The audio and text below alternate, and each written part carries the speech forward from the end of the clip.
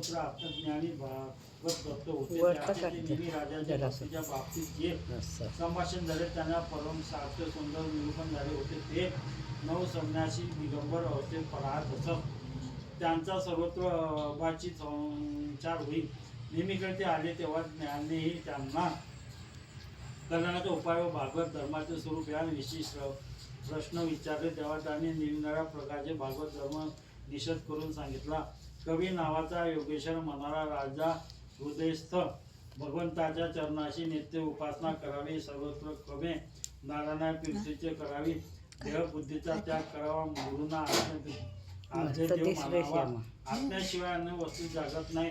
ते भगवान हाच आत्मा गुरु व हृदय वर्तित होय म्हणणारा विषयाकडे वळू देऊ नये. हरीला श्रवण कराव्या. नाम संकीर्तनात लज्जा संकोच सोडावा. भक्तीचा अंकुर नाम स्मरणाने उमवतो.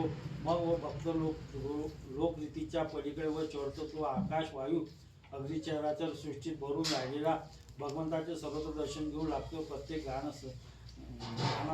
गणित दृष्टी होते व प्रत्येक क्षणी भजनाने प्रेम अनुभूती व वैराग्य वाढतात जाते. शांती तो भगवंताशी एकरूप होतो. तो परम शांतीचा अधिकार होतो.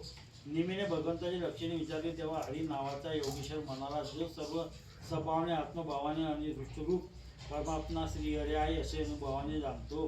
तो भगवान उत्तम कोटीचा भक्त होतो. याचे भगवंतावर प्रेम, भक्ताची मैत्री, यत्न व वार्तांच्या दया व भगवंताच्या चेष्टा, लोकांची उपेक्षा असे असते. तेच मध्यम भक्त जो मूर्ती पूजा करतो. तो भक्ताचा